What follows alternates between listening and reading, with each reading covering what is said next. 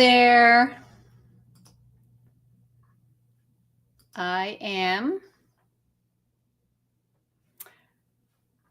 trying to go live. Here we go on Instagram. Hello on Instagram. Hello, Facebook. Hello, YouTube. I'm Jane Hogan, the Wellness Engineer, and this is my monthly free live Q&A where you can ask me anything at all. So I want to say welcome whoever's watching live, and you may be watching this on a replay as well. So let me see, go live. All right. You may be watching this as a replay. So wherever you're watching, just say hi so that I know that you're here. I'm just going to check. Looks like I'm live on Instagram. Maybe I'm going to check Facebook to see if I am live there. Let me see if I go to there. All right. So if you've got questions, the way this works is I'm going to have a little chat first. I'm going to answer the questions that have been submitted.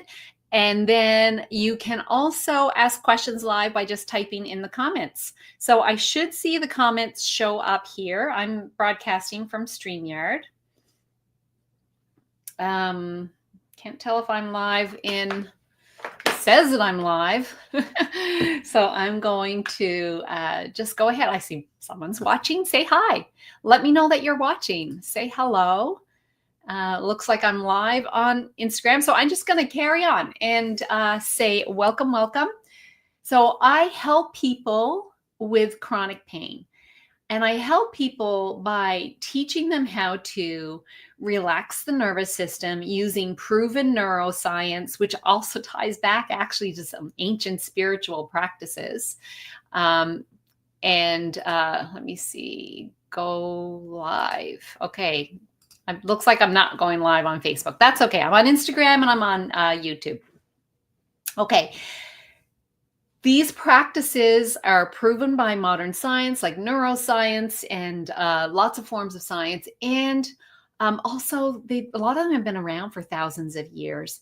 And so what we try to do is we calm the nervous system. And then through calming the nervous system, through regulating the nervous system, the body then can do its healing work naturally. So all the systems then begin to repair.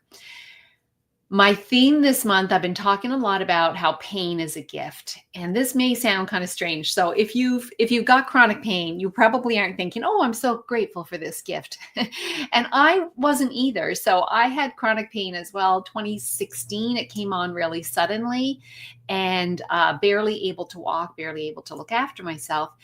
And what I didn't feel like it was a gift at the time, but I've come to realize that it was a gift because it was actually awakening me to the parts of myself that were being denied. So in other words, I was not living that full version of me. I was living a smaller version because I didn't love myself very much. I was very critical of myself and just sort of playing small. And I realized a lot through this journey. And then through that, I was able to reverse the pain. So that my pain was diagnosed as rheumatoid arthritis.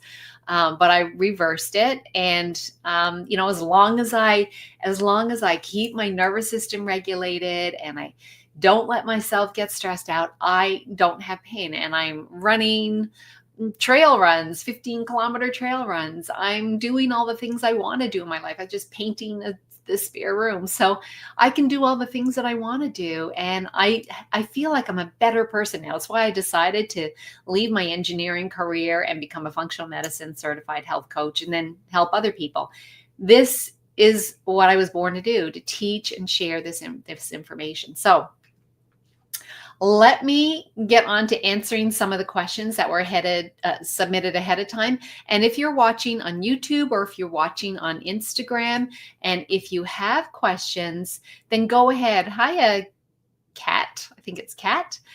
Go ahead and ask any questions. If you have questions, just put them in the comments and I'll be tuning into the comments to see where the questions are. But for now, I'm going to answer some of the questions that have been submitted ahead of time by students that are in my program, different programs. So Raja said, I guess Raja has been paying attention because I talk a lot very often about accepting the pain.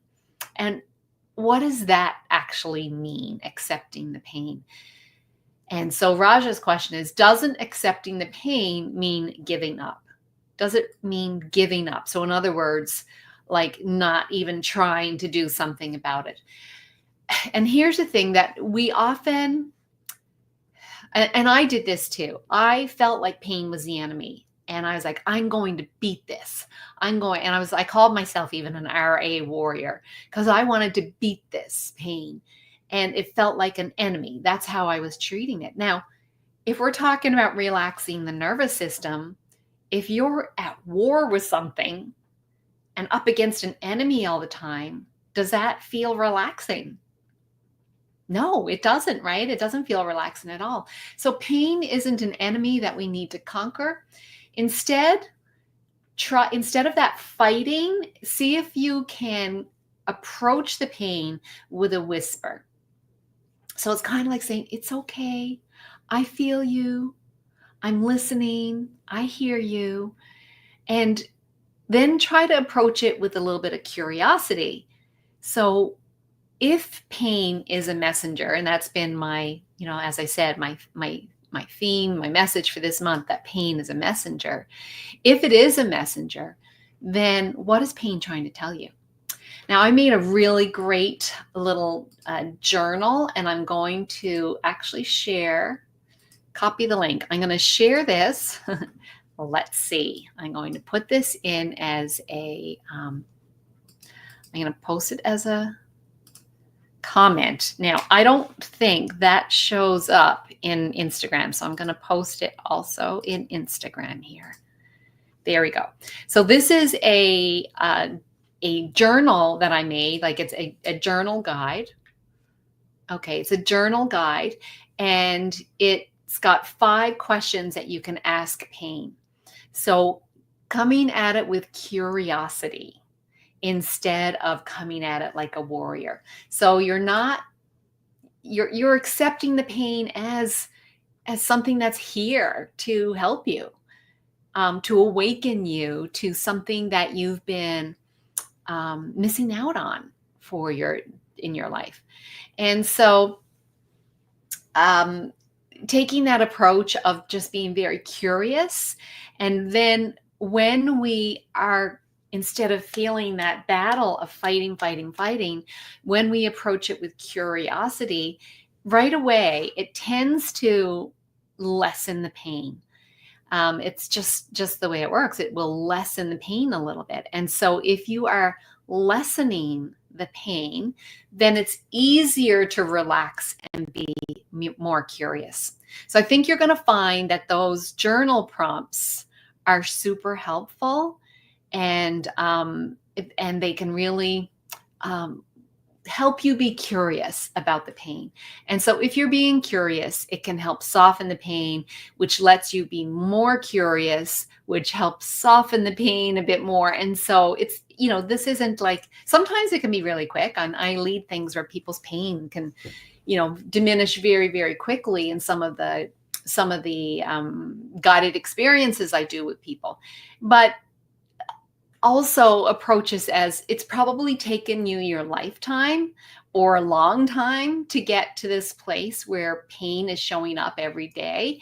And so it may take a little while. So coming back to the nervous system regulation, it may take a little while. If your nervous system has been on constant alert, which happens with pain, I'll talk about that in a second. If it's been in that dysregulated state for a long time, then it's going to take practice to teach your brain and nervous system how to regulate again. So just be like you're learning anything. You're not going to probably learn it in a day, right? We didn't learn to walk in a day. We practiced and practiced and practiced, and eventually we got it. So come at this with the same approach, okay? All right. So thanks for that question, Raja or Raha. I'm not sure if I'm pronouncing it properly. Right. Okay. So I got another question here from Gail. Gail says, how do I speak to my pain in a way that lowers pain? So let's come back to what happens when we have pain. I'm just getting warm here now. When we have pain, whatever's caused the pain, whether it's pain from like in my case, it was a diagnosed illness. It could be pain that you don't know why it's happened. It could be like perhaps back pain from an injury, but the injury is long over and they have no idea why you still have pain. Doesn't matter. What happens if you're a normal person, and this is totally a normal reaction, when we have pain, we have fear about the pain. I remember being there. I was, I had all this pain and I thought we're not going to be able to stay in this house because I can't manage the stairs. And what about my future? All these plans that we had made for traveling, I'm not going to be able to do any of that. I can't even walk around the block. And so you can hear what's happening there. I'm building up more fear about my future. So then we get stuck in a cycle. So we have the pain. We have fear about the pain. Our nervous system goes into there's something to be afraid of. It goes into the fight or flight mode again. And then it creates more pain, because pain, as far as our body and nervous system is concerned, pain is protection. So it thinks you're not safe. So it turns on more protection. And then you have more pain. Then you have more fear. The pain's getting worse. Right. And so you're in this cycle of pain getting worse and worse and worse. So you can easily, and it's understandable that you can get stuck in a pain fear cycle. It can happen. And it probably has happened. So what we want to do is calm that fear response.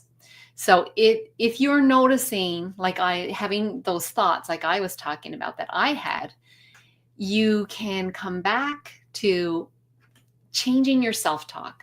So maybe you could say, I'm okay. So actually, when I was experiencing all that pain, I was sitting comfortably and having all these thoughts. I'm sitting comfortably in my house. Yes, I had pain, but I'm safe. I got a roof over my head. I've got food on the table. I've got people that care about me. I was safe, basically.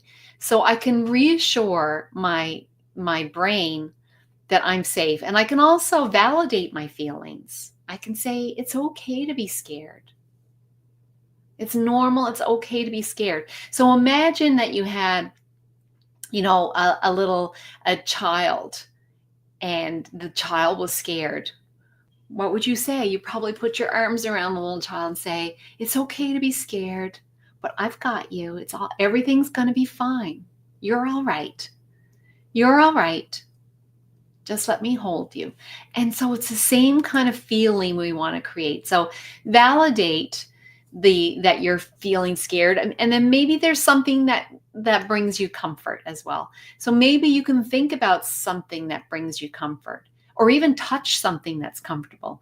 Maybe like get a blanket that you really like, or a cozy sweater, or something that feels good for you. Maybe you think about your, something else that brings you comfort, like a person. So maybe there's a person that you really love, or maybe a child or a grandchild, or even a pet. And you think, maybe even if you have a pet, you could say, come here. My pet's name is Mr. Tibbs. I'd say, come here, Mr. Tibbs, sit on my lap. And he would purr, and that would make me feel a little bit more comfortable. I could tune into how his fur feels when I touch it. So just kind of tune into some comfort things that bring you comfort. So we're shifting out of the fear. Now it takes awareness, right? And it takes commitment to do this. Hello, welcome to the new people that have joined. So just to let you know, I'm Jane Hogan, the wellness engineer. I'm talking about pain, and what I teach people is how to use your brain and nervous system to reduce pain in the body.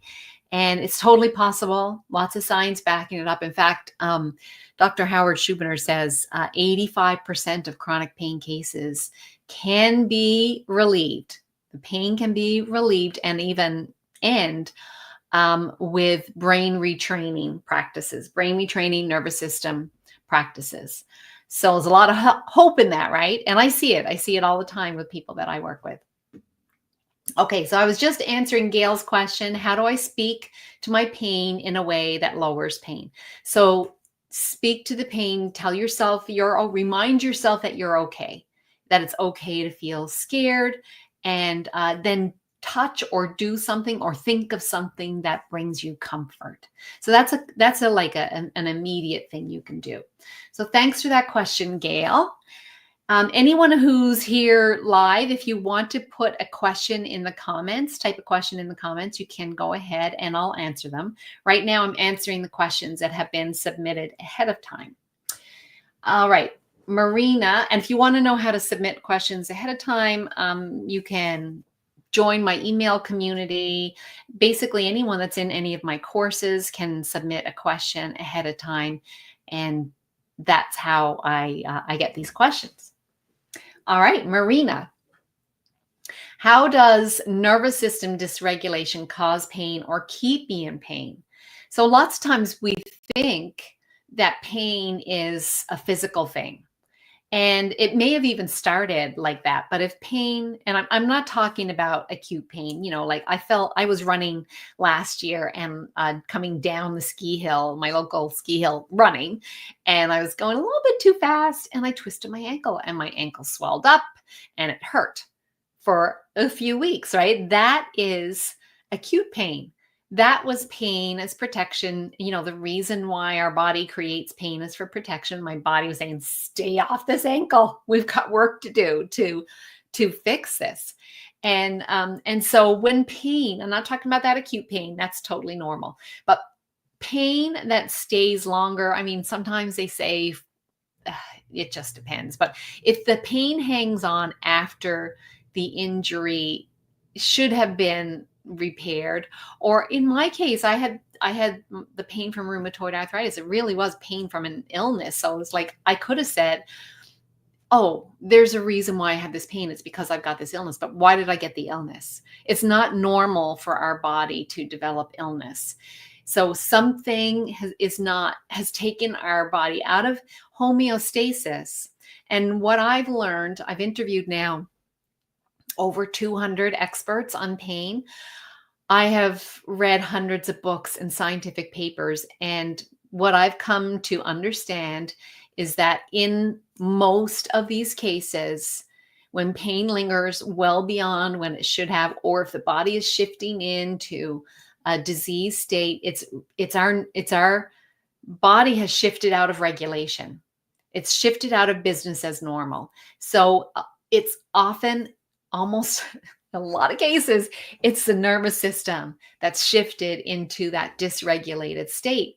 And in that state, the immune system stops functioning well, the digestive system stops functioning well, the hormonal system stops functioning well. And so you may even get other symptoms besides pain. Maybe digestion's not working very well. Maybe you're getting some skin rashes. Maybe you're getting, picking up illnesses more often. Maybe you've got brain fog. And so often I do see these together. It doesn't necessarily have to be. So what happens when the nervous system is dysregulated? The body's like in a constant protection mode. It's constantly thinks we need protection. As far as our brain is concerned, we are in mortal danger. Our brain and nervous system thinks we're in mortal danger. If we're constantly triggering fear emotions and thinking about emotions, and when I say fear, it can be even, dissatisfaction. It can be criticism. It can be not feeling good enough. If that carries on for a long enough period of time, yeah, there's a smoldering things aren't safe here, because the not good enough feeling is really other people don't accept me. And so if we don't feel accepted by our peers, as far as our brain is concerned, our primitive brain, we are in mortal danger because we may be rejected by the tribe. And other things, just our ordinary daily lives are stressful. Our brain can't tell the difference between taxes and tigers, equally life-threatening. And so it shifts into that protection mode.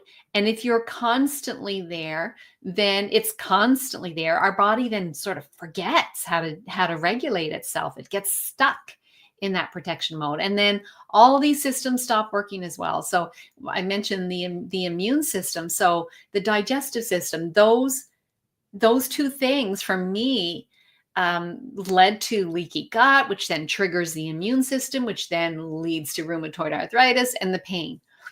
But there's other mechanisms of pain as well. Just the brain being in protection mode, it would keep it could decide to turn pain on anywhere. And in fact, you may even notice, I see this in a lot of people, that the pain shifts around in their body.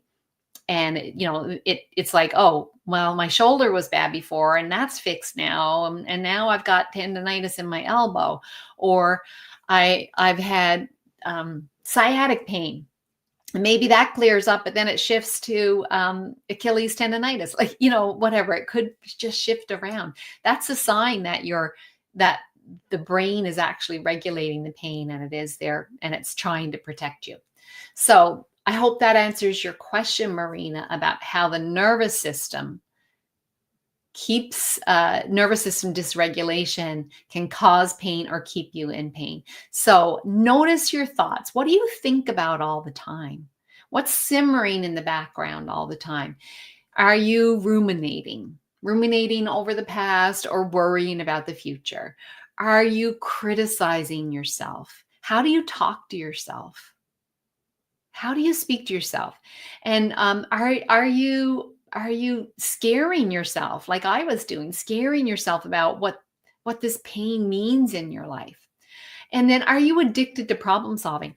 Goodness, once I did this, I was an engineer. I guess I'm always an engineer, but engineers are problem solvers. So when this came into my life, I shifted into problem solving mode. And like I said, this was something I was going to figure out and I was going to fix. And I was like in a fight with this, and I was going to sort it out. And it did help me. These skills, some of them, they do help. But when we get fixated on this problem solving, everything in my life was about getting rid of this pain. That also keeps you stuck, because problem solving is kind of like low grade fighting, isn't it? And so if you're fixated on it all the time, then that can keep the nervous system in that state of dysregulation. So we don't want that. We want to shift the nervous system back to a regulated state. We know actually from the studies, so if you know anything about the regulated state of the nervous system is managed by the vagus nerve. So if you've heard of the vagus nerve, you probably know that vagus nerve, it is the activation of the parasympathetic response of the nervous system. That's the relaxation response of the nervous system. So the vagus nerve is attached to all of our organs down here in our heart, and it goes up through our, through our neck and into our brain. And there's way more signals going up from down here up there than there are going down. When that gets regulated, so if we're constantly nervous, for example, we feel that right down here. That message is going up. But actually, what we know, what happens is that the vagus nerve really stops performing. When we get stuck in the dysregulated state, that vagus nerve doesn't activate very well. And the term for it is it loses tone. Just like a muscle, if a muscle isn't used very much, it loses tone, right? It gets all weak and flaccid. So similarly, the vagus nerve loses tone, and then it gets even harder to activate the parasympathetic state, the relaxation response. So from the studies, they found that people with chronic pain have impaired vagal tone. They go together, which kind of makes sense. when we look at it from the perspective of chronic pain and the connection between chronic pain and the nervous system. If we're in chronic pain, the nervous system is dysregulated. It's stuck in the fight or flight response. And so the vagus nerve is not going to be activated. So anything we can do to activate the nervous system, the vagus nerve, is going to help. So things like you may check if you're on Instagram or actually any of my platforms, you might want to check out my video on humming. So with humming, you can, because our vagus nerve innervates at the back of our throat near our vocal cords. When we can get our vocal cords moving like that, in that like vibration, it helps stimulate the vagus nerve. So humming is a great way to do that. Lots of other ways too. All right. Thanks for that question, Marina. Anyone who's watching, if you have any questions, go ahead and type them in the comments and I will answer. So I've got one more question that came in from Bob. How can I have positive self-talk when all I can think is my back is killing me?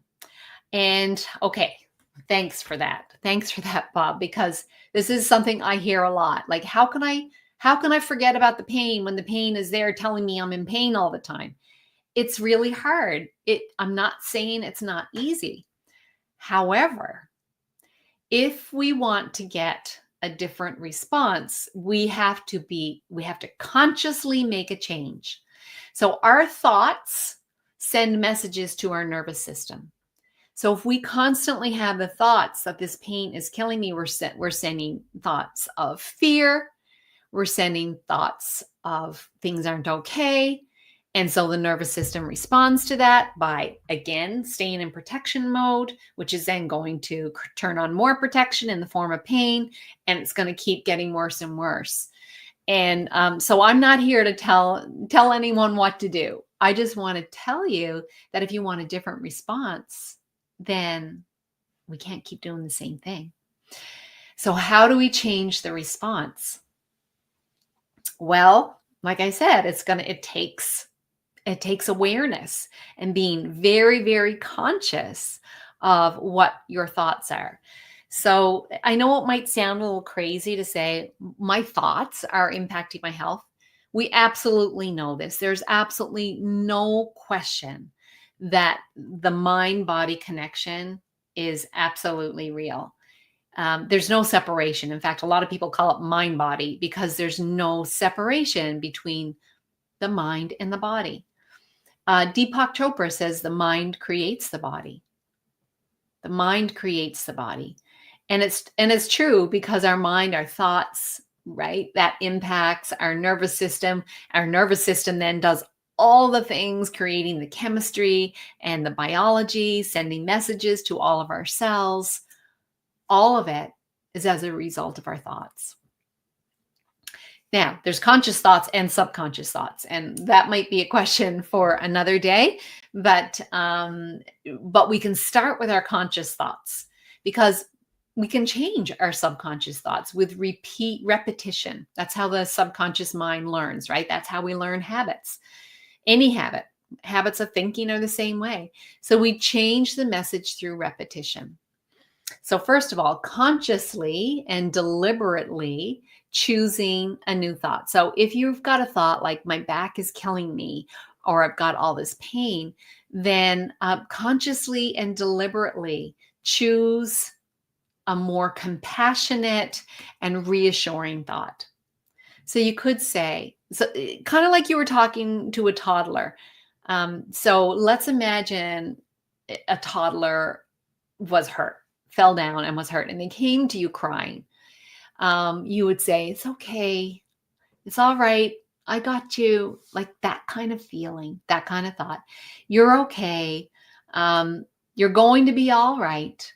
So your main role is to prioritize these messages of safety.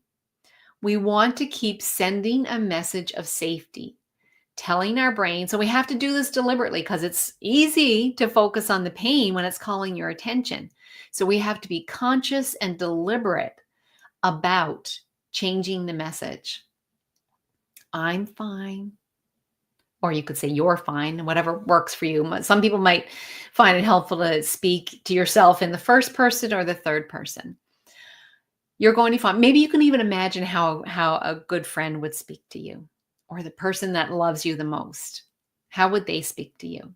For me, for a while, I would imagine my mother who had passed, but my mother loved me unconditionally. So I would sort of hear her voice saying, "You're fine. You're going to be okay. You've got this. You're doing great." Those kinds of words of reassurance. And so over time, we start to send a different message to our nervous system. Now, I didn't really know all of this up front. I wasn't putting it all together. Now I've got a process that I put it all together. So I call it my design blueprint. And it's so 12 habits basically that one by one in a particular order, you start implementing these habits and you shift the nervous system. Now, if I wish I had known that, because my journey would have been a lot quicker than it was. But I was doing bits and parts of things. And then over time, I realized the ones that worked. And then as I learned and studied the science, I knew what science was proving worked. And so it really validated the things that I was trying out on my own. So who was that? That was Bob. Thanks, Bob, for your question. And I hope that helps. Now, I don't see any other questions from anyone else. So well, just in case anyone wants to ask a question, go ahead and ask a question. But I'm also going to share this link. I've got a webinar coming up in a couple of weeks. So if you want to learn more and where I dive in a little bit deeper to some of this stuff, you can register for my webinar, which is free. Actually, oh, there's a thing I can do here on StreamYard. Let me see. Here it is. There we go. thewellnessengineer.com/webinar. So if you go there, you can register for my webinar for free. There's a couple of dates to choose from. First one is April 22nd. And I'm teaching about this stuff a little bit more, going a little bit deeper. It's called Rewire for Relief. And it's about rewiring your brain and your nervous system to relax so that your body can return to homeostasis and do its healing work naturally. All we're doing, and this is the way almost everything works, is in terms of healing, is that we're creating the state in which self-healing happens. All healing is self-healing. We're creating the state in which self-healing can happen. And the best thing about addressing the nervous system is we're going right to the root. When I started, I wasn't going right to the root. I was like working on gut repair and all that, which, it did help. It did help. But it took me longer because I didn't first address the nervous system. So the nervous system is the root. And that's why I love working and teaching this stuff, because once we get this dialed in, the body can often, it can fix the other things. So even if perhaps maybe you do have leaky gut, that can repair itself because the body now is able to, digestion comes back online again. So then it's doing what it's supposed to do. Then the immune system is back online again. And so it can do what it's supposed to do. All of your systems start working better. You start sleeping better. So then the body can repair better. The liver starts working better. So even if you are exposed to toxins like we all are, it can deal with them better. So it just helps every system in our body work better when we get the nervous system regulated first. So it's foundational. It's absolutely foundational. So I hope you found this helpful. So thanks to everyone who was here live. And if you're watching the replay, thanks so much. And like I said, I am doing these questions here. I do a live Q&A once a month.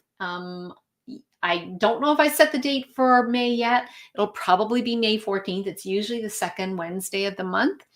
And so I shall see you there if you want to come back again. And I offered a couple of things. So check out the comments. There's a link in the comments to a great little guide that I've got, which is all about asking what the message is in the pain. Because the pain, if I'm saying the nervous system is dysregulated, what has caused the nervous system to be dysregulated?